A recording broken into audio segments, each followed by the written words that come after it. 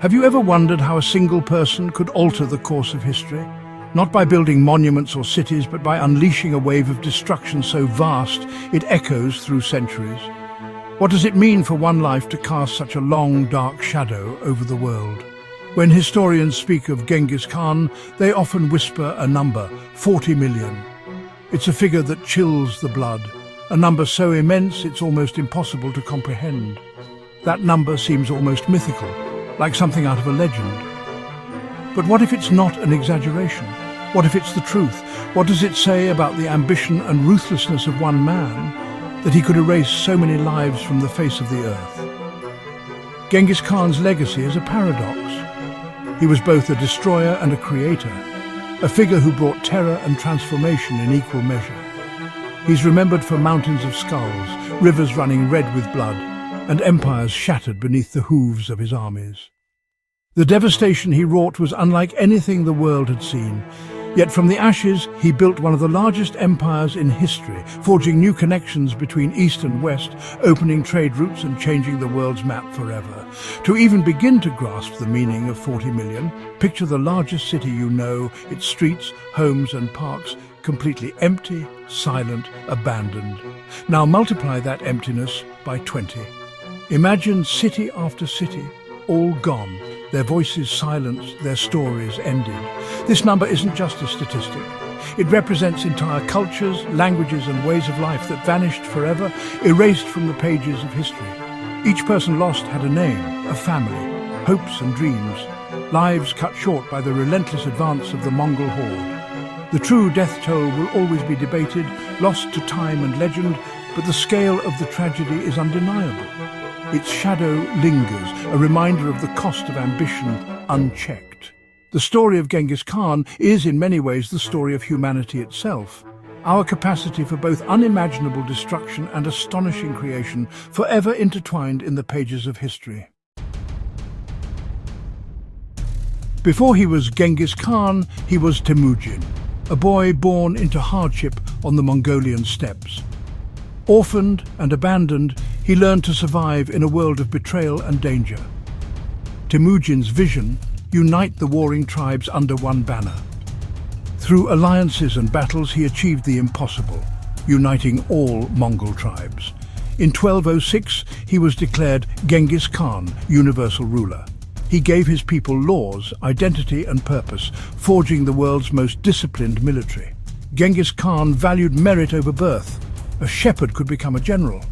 He built a postal system, promoted trade and connected civilizations.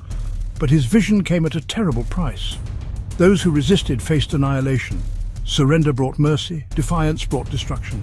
The fate of cities became a warning: submit or be erased. 40 million, the number tied to the Mongol conquests, demands perspective. It's a figure so vast it's almost impossible to comprehend. To truly grasp its magnitude, we need to compare it to the world we know today. Imagine all of Canada's population vanishing overnight. Every city, every town, every rural village emptied in a moment. The silence would be deafening, the loss unimaginable.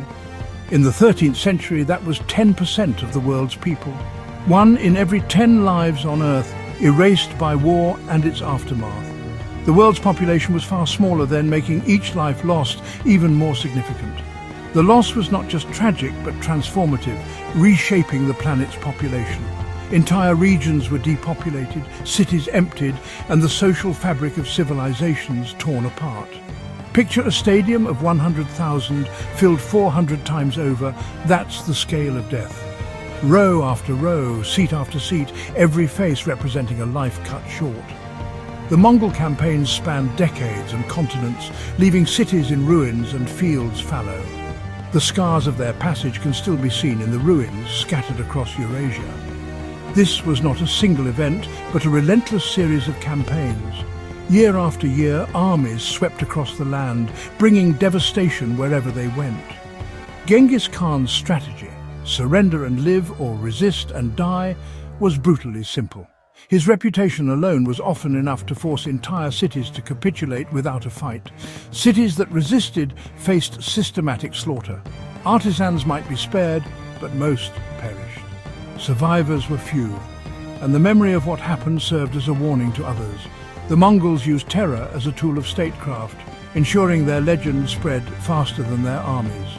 Fear became a weapon, breaking the will of their enemies before a single arrow was fired. The number is not just a statistic, it's a testament to the brutal efficiency of Mongol warfare. Their methods changed the course of history, leaving a legacy of both awe and horror. The world's climate even shifted as abandoned farmland returned to forest. Nature slowly reclaimed what humanity had lost, changing the very landscape of continents. The Mongol legacy was written in both blood and fear, a number that still shakes the world, echoing through history as a reminder of the power and cost of conquest. One of the most chilling Mongol stories is the fall of Nishapur, a jewel of the Khwarazmian Empire. In 1221, the city resisted. During the siege, Genghis Khan's son-in-law was killed, turning conquest into vengeance. The Khan's daughter demanded total annihilation. The Mongols complied. Chronicles say every living thing, men, women, children, even animals, was killed. The dead were counted for days, skulls piled into pyramids as a warning. The city was leveled, its land sown with barley. The story of Nishapur spread, terrifying other cities into surrender. The message was clear: resist and face utter destruction. The ghost of Nishapur haunted the Mongol path, a silent herald of devastation. The Mongol destruction extended beyond cities to entire civilizations, leaving scars that would last for centuries. The Khwarazmian Empire, once a thriving power in Central Asia, provoked Genghis Khan by killing his envoys, a grave insult in Mongol culture and a fatal mistake. His response was swift and merciless, a campaign of total extermination designed to erase the empire from memory. The Mongols invaded with overwhelming force, sacking legendary cities like Samarkand and Bukhara, and systematically destroying the intricate irrigation systems that had sustained life for generations. Without water, once fertile fields turned to desert almost overnight. Cities withered from thirst, not just the sword, as the lifeblood of the land was cut off. The population of Iran alone may have dropped by 90%, as famine and disease followed in the wake of destruction, leaving entire regions empty and silent. This devastation was not accidental, it was deliberate, a form of ecological warfare meant to ensure the Khwarazmian Empire could never rise again. The heartland of Central Asia, once a crossroads of culture and commerce, became a barren wasteland for centuries, its prosperity erased. The death toll reached into the millions, and the trauma of the Mongol invasion lingered for generations as survivors struggled to rebuild from nothing. The Mongols didn't just kill people, they killed the land's future, ensuring that recovery would be slow and painful. The empty fields and ruined cities stood as a stark warning to the world. Defy the Khan and your civilization could vanish without a trace. The lesson was written into the very landscape, a silent testament to the cost of challenging Mongol power. How do historians estimate such staggering numbers? Chroniclers like Rashid al-Din and Juvayni recorded the horrors, sometimes citing millions dead in a single city. While numbers may be exaggerated, the scale of destruction is consistent across sources. Archaeology uncovers mass graves and layers of ash, confirming the chronicles. Demographic analysis shows dramatic population drops after the Mongol invasions. By combining written accounts, physical evidence, and population data, historians reach plausible estimates.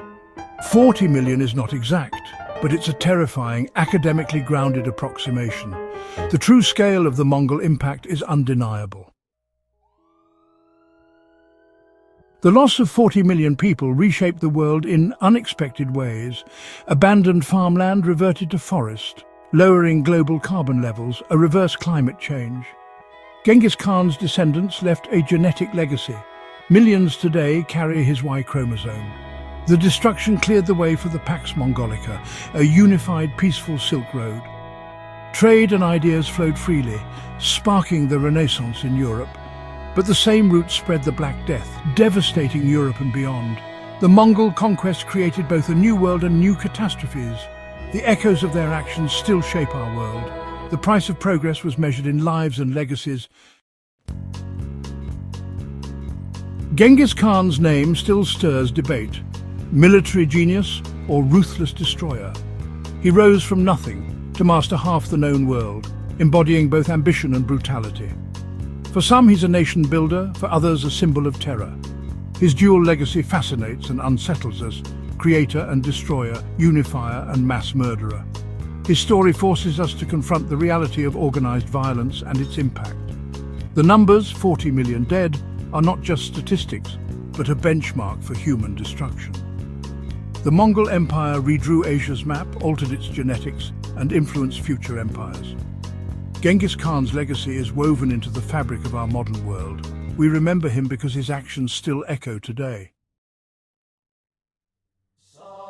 Genghis Khan's legacy is a profound paradox. Worlds destroyed, worlds created. 40 million dead, cities erased, civilizations lost, the price of empire. Yet he unified peoples, established laws, and fostered global exchange. The Pax Mongolica brought stability, trade, and new ideas to Europe and Asia.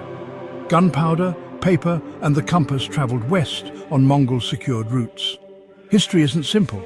Genghis Khan was both a product and a shaper of his violent age. His vision united the world, but at a cost that staggers the imagination. Does creation ever justify such destruction? There's no easy answer. The story of Genghis Khan is a mirror, forcing us to ask what price we're willing to pay for progress. His legacy endures, challenging us to weigh the cost of ambition against the value of human life.